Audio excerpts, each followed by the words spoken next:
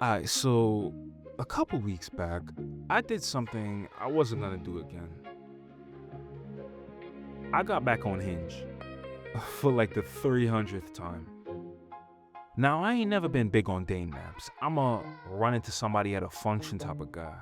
Like, I'll be real, I want my relationship to have a bit of a story behind it, you know? Versus, yeah, we matched on an app because we both said we love traveling. Like, I'll be real, that to me sounds really rough.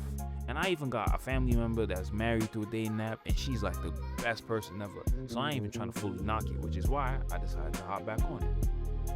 But anyways, I kept swiping and swiping, and something started to stand out to me. And it was the green flags that I was seeing a lot of these women saying that they were looking at. And I'm gonna be very clear. I'm not mad at a single woman for having standards. Get them, demand them, keep them. Right on. But what I was noticing is that these green flags kept sounding less like real things a man would have because nobody's really perfect. And they started to sound more like the character traits of somebody who they have in their head who may not actually exist. I need a man who's always emotionally available. I need a man who knows how to communicate to a T.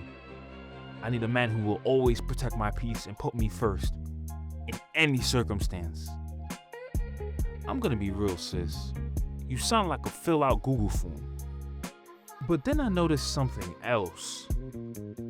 Half of these profiles had a lot of their favorite shows in the prompts, their favorite movies, their Spotify top 5. And I started to look at the themes around the things that kept showing up. The Office, Insecure, Brent Faiyaz, O'Deal. That's my guy, by the way. I love you, O'Deal. I realized something that kind of scared me. The green flags that these women were listing wasn't based on real men they knew. It wasn't based on their fathers. Maybe it was slightly based off previous relationships and what they would have rather in that relationship. But a lot of them were being based off characters they loved. And that hit me weird. Because I ain't perfect. I'm 23, 24 years old. I will not confirm or deny my age. But I know that I'm not the man I'm gonna be at 33 right now. I know I could get there. But there's a lot of things I gotta learn. I gotta grow. And I also have to be able to stumble. And the sad part about these prompts, which I was getting, and what the whole app was telling me was, if you ain't already arrived, you ain't even good enough to talk to us. And for a minute, I sat with that. Cause I don't generally think that it's even the woman's fault. They ain't make this shit out. They were sold these ideas. So I rolled out of my bed, hopped on the net, and I started digging. And what I found was a 20-year pattern, which I'm gonna base around 3 shows in 3 decades, where I think media writers quietly taught an entire generation of us, men, women, and all those in between, what love is supposed to look like. And spoiler alert, love ain't what they were selling. Love in real life was not what was represented on the screen. This is the good guy game.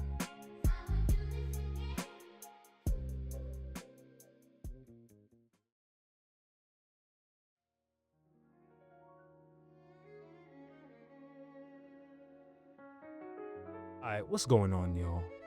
My name's Viper, and today we're gonna talk about 3 of the most beloved good guys on TV.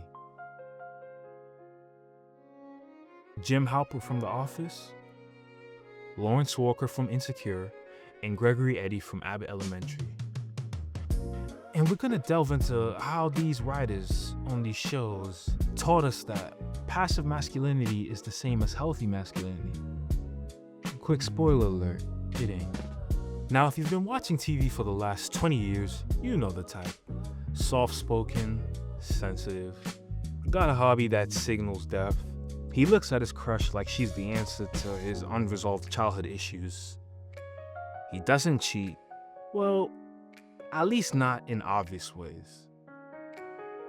He doesn't yell, and he's not the one who makes the decision to leave. And every time one of these brothers shows up on TV, the same response happens. Women online usually go, "Where can I find a man like that?" And the brothers go, "Yo, that's me. That's my exact personality. So why aren't you checking for me?" And here's the catch that nobody really wants to admit. They're both wrong. Because the man on screen ain't real. And the version of love he's performing ain't healthy. It's just quiet. Now in 2003, a black feminist scholar named Bell Hooks wrote a book called We Real Cool, Black Men and Masculinity. And in that book, she says something that once you hear, you couldn't really unhear. The patriarchy rewards men for being out of touch in their feelings. Now, let me break that down in regular English.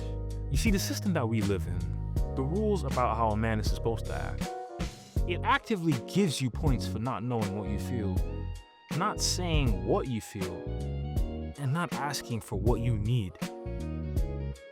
And as a black man, I'm just gonna say this, I think that goes double. Because a lot of us, forget black men for a minute, POC in general, we get rewarded for being either silent and tough or silent and cool. Now keep that in your head while I tell you what these three shows did. Because every single one of these good guys, Jim, Lawrence, Gregory, is a version of a man whose entire personality has been built around not saying or not fully expressing what he feels. And for all of them, they have their various reasons. Now you might be wondering why I call this the good guy game, and I'm about to delve into that. You see, the good guy game is a 20-year TV tradition where writers have convinced us that emotionally unavailable men are romantic by making them quiet instead of outspoken, subdued instead of expressive. But this silence, the softness, and the patience that wrecks real relationships. And the most painful part for me is that we keep asking for it. Because watching a man do nothing romantic or not experience the hard parts of romance is easier than admitting we don't know what active love looks like a lot of the times in our life. Now, I'm going to prove this with 3 case studies. So starting off with Jim Halpert. I like to call him the 21st century original blueprint. He's the man who taught network TV that depending on an engaged woman was a love story. Yikes. Now after that came Lawrence Walker. He's what I call the black evolution. He's the man whose visible glow up was used to launder his actual emotional behavior throughout the show. And last but not least, the 2020s mutation, Gregory Eddy. The man whose silence was consistently sold as death for 4 to 5 seasons, until the writers had to break him and Janine up because they couldn't write him doing the work.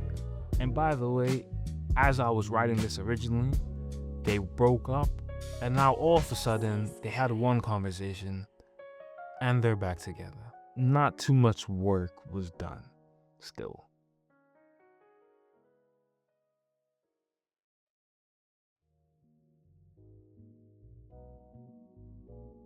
Alright, now before I do anything, let me acknowledge something. Jim Halpert was a great character. John Krasinski played him with a charm that made you root from him from episode 1. And that Pam storyline, that for me was like the emotional spine of The Office for 9 seasons. I did a little research and I saw that Casino Night is one of the most rewatched scenes in modern television. So I'm not here to say Jim was a bad person. I genuinely don't think The Office was trying to write a villain. What I'm here to say is, what The Office did write, accidentally, was the foundational template for every good guy love interest that would follow on TV for the next 20 years. And that template has 3 ingredients. Ingredient 1, pinning as a personality. Now, from season 1 to season 3, about 3 years of TV time, Jim's defining characteristic is that he is in love with a woman who is engaged to someone else. I'm gonna be so real, that is not a character trait. That is a circumstance written in. But the show frames it as patience, like it's dignity, like he's the bigger man for not making a move on her. Now, real talk, he was making moves though. Every prank was low-key a flirtation. Every camera look when they had a scene together was a confession. Majority of those lunches that they kept having where it's just them in that small, cramped room was just him keeping his foot in the door. And I'm gonna be real, shout out Bell Hooks, because she would have had a field day with this. Because what we're being shown is a man who performs emotional transparency only to the audience. It's through those camera looks, but never to the person who actually needed to hear it for the longest. Pam. Ingredient 2, the placeholder woman. Now, when I've been building this video, I've obviously had to find B-roll. And there was an entire compilation of Jim dating other women than Pam. And it was about 10 minutes long. Karen Filippelli, smart, beautiful, funny, promoted to corporate. Bro, she took Jim to Stanford, met his family, moved to Scranton for him. And the second Pam said, I'm getting better, Jim left Karen in New York City. Just dipped. Here's what The Office did that became the template. The show treated Karen like a speed bump in Jim's real love story. Not a person, not a relationship, a waiting room. And that move, the I dated this other person but it was never real because I was always waiting on you move, that has been copy pasted into 1,000 love stories after this. And probably it's been happening before this. But it's not even just The Office. It's Tasha and Insecure. It's Amber and Abbott. These are the same archetype that I've been speaking about. The same disposability. The placeholder woman ironically exists in every show on this list. And trust me, we're gonna come back to that. Ingredient 3. Consequences are optional. Now in season 9, Jim takes a job in Philadelphia without telling Pam. Then he invests their joint money, their married money, mortgage money, money for 2 kids into his company without telling Pam. I mean, she finds this out by accident. Now if a real woman did this to a real woman in 2026, the TL would be on fire. It would be on TikTok. Everyone would be calling him a garbage man, human being. But in The Office, the story arc became about Pam having to learn to support Jim's dreams. Like she was the obstacle. Like her reaction was the problem. Spoiler alert, he never really pays for it. I think they go to counseling like 1 episode, they make up, he comes home, and the mockumentary just frames it as growth. But growth from what? He was never held accountable for the lying, the financial breach, or the emotional checkout. For a show that's been running so long, it's weird how the story just decided that he was genuinely sorry and we just all had to move on. But this alludes to the foundational lie of the good guy game. The good guy doesn't have to actually do the work because his goodness is assumed.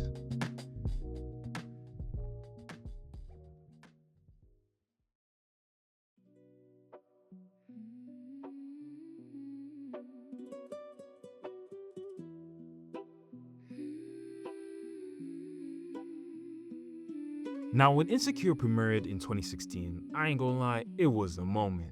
You see, Issa Rae had spent years building towards this through Awkward Black Girl, and HBO had finally given her a platform to write black millennials in their full mess. All the bullshit, all the madness. The show wasn't trying to be aspirational, it was trying to be real. And one of the most talked about parts of that realness was Lawrence Walker. Now Lawrence was supposed to be the antidote, the good black man on TV we kept saying we never saw. He had a degree, he was loyal, he wasn't in the streets, he wasn't a cheater. Yeah, he was just kind of lost, sitting on the couch, waiting for life to come at him instead of going for it. And what Issa Rae and her writer's room did with this character, for me, is arguably one of the most fascinating experiments in modern TV. They tried to subvert the good guy game, but they failed. Receipt number 1, the couch era. Now in season 1, episode 1, the setting is Issa is turning 29. Her boyfriend of 5 years has been employed for 2 of those years. And he ends up forgetting her birthday. So he ends up going and getting her a present from Rite Aid. Come on, gang. Gotta do better than that. But the show frames this, and Black Twitter framed this, as Lawrence going through a rough patch. Mental health was on the rise in terms of its importance in the discussion. So this was really reflected in terms of how people viewed it. More like a setback. And let's be real. These things are real and valid for men. But what the writers did not make clear, because it would have actually broken the concept of the whole show, is that 2 years of being a bad partner isn't a rough patch. It's a pattern. And the show kept rewarding him for the pattern by giving us reasons to feel bad for him. His depression, his dad being unsupportive, his startup failing, instead of Issa's frustration registering as real. Now this is Jim Halpert's blueprint with the contrast turned all the way up. Remember, the good guy doesn't have to actually do the work because his goodness is assumed. Receipt number 2, the glow up. Now from season 2 onward, Lawrence visibly changes. New job, new apartment, new fit. He becomes the man that Issa wanted in season 1. And here's where the show ran the slickest version of the scam yet. They used capitalist transformation as a substitute for emotional transformation. Now let me say that a little bit simpler. The show showed us that Lawrence got a job and bought new clothes. And then the show assumed that meant he was a better partner now. But better partners don't get measured in salary last time I checked. They get measured in how they show up when their person is hurting. And what did Lawrence do during this glow up? He had a threesome with 2 white women who fetished him. He used Tasha for rebound sex and then ducked out the second she caught feelings. He started dating Aparna, sorry if I pronounced that wrong, and then Condola. Both relationships which were just running on emotional autopilot.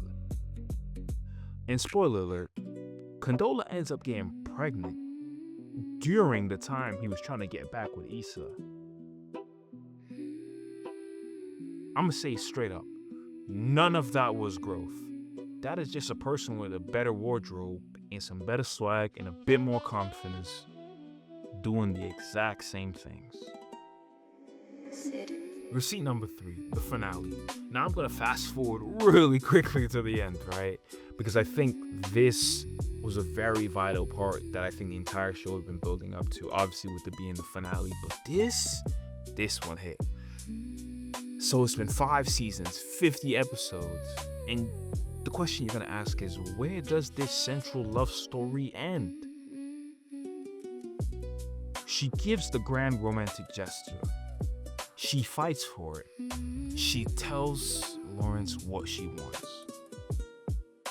Lawrence, the man whose best friend Chad told him the episode before, and I quote, you've never fought for anything in your life, accepts it. He shows up. He receives the love. Now, all the writers and critics and platforms, Refinery29, Vulture, Ebony, all wrote pieces after the finale asking one question. Well, meant multiple, but this one core question. Did Lawrence earn this? And the answer the show gives us is yes. Because he's in a better place now. But the answer that the show actually shows us is no. Because the same passive masculinity Lawrence ran with in season 1, wait it out, don't fight, let her come to you, is the exact same masculinity he ran in the finale. The wardrobe changed, the job changed, but did he? But I will say, one thing that The Insecure did give us that I think The Office didn't, is that it showed that men wanted to be seen. They want to be seen in good lights. So we'll do whatever it takes. We'll go get the lineup. We'll go get the job. But we won't really put in the work now. And Lawrence, for all his faults, you could say there was some realism to him. But ABC looked at all this and proceeded to give us the cleanest, most network-friendly version of the scam yet.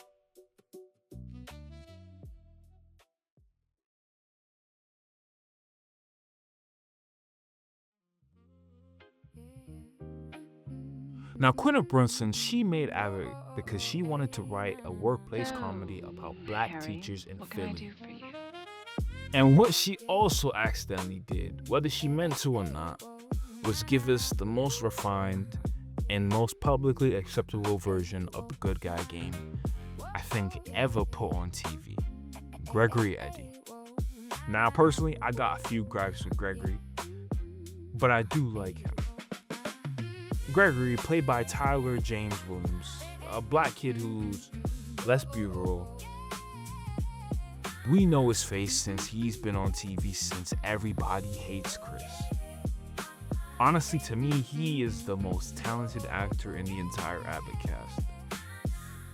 And the character they wrote for him? Well, this is the evolution of everything we just talked about with Jim and Lawrence. Gregory is what happens when a writer's room learns all the lessons from Jim and Lawrence. But then they forget to learn the most important one. Assignment 1, the silence. Now, from season 1 to the end of season 3, Gregory Eddy doesn't actually tell Janine how he feels in any sustained or vulnerable way. The closest we get, and I need you to hear me, is a kiss in a living classroom while he's still in another relationship. And then a confession on a field trip that he immediately backs off from. And the show frames this as depth, Harry, what can I do? as maturity, as a black man being soft-spoken and emotionally available in a way that we don't usually see on TV. Now, we're gonna go back to bell hooks one more time because I need y'all to hear me on this. The patriarchy rewards men for being out of touch with their feelings. But now let's flip it. The good guy game rewards men for being out of touch with their feelings and looking handsome while doing it. You see, Gregory's silence isn't death. It's the same emotional unavailability that Jim and Lawrence have ran with. It just got better looking and more recognizable. Now, you remember when I said that we was going to talk about the placeholder woman again? She returns. Assignment number 2. Amber. Same trick, and I'm not calling Amber a trick now. The same magic trick from before, but now in a different show. Amber's a single mom. She brings her kid to the school which Gregory teaches at. She ends up shooting her shot at him by leaving her number on a bag of Halloween candy. To me, honestly, I think she should have a really big part in Abbott coming back, but that's just me. Because I think she's a whole complete interesting character. But the show ends up using her as a for lack of a better term, and this is not to compare both of them, this is just to show the role that they played in the writers' minds. She gets used as another Karen Filippelli, a speed bump, a waiting room. Harry, what can I do for you? Because the whole time Gregory is dating Amber, he's giving Janine the looping eyes, he's asking Jacob about her, he's kissing her on a work trip. I'm sorry, that is cheating. But the show glossed it up as confusion. But if I put that in the GC, they would call that cheating if that was your boy. And then Amber gets discarded the second the writer's room is ready to put Gregory and Janine together. Like she never had a fleshed out arc of finding out the importance of why her son needed to be at school in time. And having a black man actually put her child first in a way that is very rarely shown on TV. So understand me, the placeholder woman is alive and well in the 2020s. And the final assignment number 3, the breakup. Now, 2 weeks before I even started writing this video, Quinta Brunson, the showrunner who created this character, broke Janine and Gregory up over, and I'm gonna say this, a trip, a discussion about flying versus driving. And in interviews afterwards, Quinta said it was time for them to have some tension, which is showrunner code for I wrote a character I'm not sure how to grow from here on. Harry, Here's the truth what I can think do for you? Quinta knows, but couldn't probably say in a press junket. Gregory can't compromise. He can't fully articulate. And he can't show up yet emotionally in a sustained relationship. Because for 5 seasons, the show let him exist on staring and water ices and long looks instead of making him do the actual emotional work that being a partner requires. So when the relationship finally got hard, hands up, he couldn't do it. And neither could she, because they spent 4 years rewarding each other for chase instead of practicing the choice. So here's what we ended up getting. From Jim to Lawrence to Gregory. 3 shows, 3 decades, 3 different writers' rooms. 1 template. And every time, the writers have gotten applauded for it. They've won some great awards, and no doubt they deserved it for all the work they've put in. And the thing is, as I've mentioned before, the audience asked for more of it. Characters got married, reunited, or in Gregory's case, broken up only because at the time the writers looked like they ran out of road. Which brings us to the part of the video where I'm gonna ask a question I think throughout this video we've all been avoiding, including myself. Why did we buy it? Alright, let me stop being analytical for a second, man. Cause this ain't even really about Jim or Lawrence or Gregory. They was just case studies and they can't really defend themselves. They didn't write themselves. They are exactly what someone with a laptop and a pitch deck decided they would be. The real defendant in this video is you. And by you, I mean the audience that keeps asking for these guys. But me too as well, because I'm on the receipts. I mean, look at the opening of this video. But here's why we fell for it. And this is the part where I'm gonna be honest in a way that most people aren't ready for. And probably in a way that's gonna shock you that I'm gonna be this honest for my first video. We grew up on TV that have given us 2 male romantic options. The aggressive one, the cheetah, the dog, the one who hits and yells and leaves. And then the absent one, the deadbeat, the where is your dad jokes. That's who gets cracked on. So when shows started giving us a third option, the quiet, soft, sensitive, present one, we all treated like, oh my gosh, this is a miracle. We didn't care that he was emotionally unavailable. We just cared that he was there. He just existed. And the writers figured out really fast that all they had to do to get our love was give us a man who didn't obviously cheat, who didn't obviously leave, and didn't fight. So, Everything else, Harry, what I'll can be I do real, for you? the bar was on the floor. And the writers, they knew exactly what they were doing. Now, it's all love, but I gotta speak up.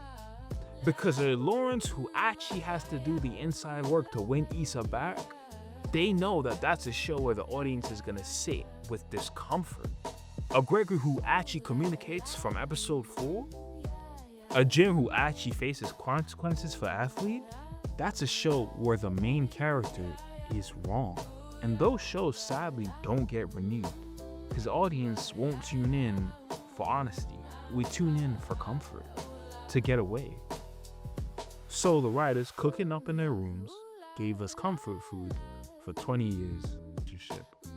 And we ate it. I mean, shit, we loved it. But the sad part is that we would walk back into our actual lives and try to recreate the recipe we saw on TV with real people. And weirdly, we'd always keep wondering why nothing tasted right. But here's the cost of the good guy game. Women have been holding the bar that he doesn't cheat or yell for so long that they can't tell the difference between a partner and a roommate who's nice. So, Especially when you're Harry, younger. what can I do for you? Brothers, we've been thinking that I'm not like the other guys is a personality. When all it is just a marketing slogan we copied off TV. You see, real love, the kind Bell Hooks talked about in the chapter called Doing the Love Do, is active. Active, a verb. It's showing up. It's hard conversations. It's choosing your person every single day instead of waiting for them to choose you. Jim never did the love do. Lawrence never did the love do till the end. And Gregory, he's to be seen.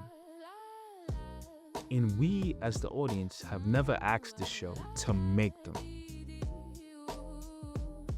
Now, Jim, proven. Lawrence, proven. Gregory, proven. And we proved the audience side too. We even kept asking for it because the alternatives the industry have given us before were way worse. But now the question comes, what do we do with all this? I'm gonna be completely honest, I don't have a perfect answer. I ain't a relationship coach.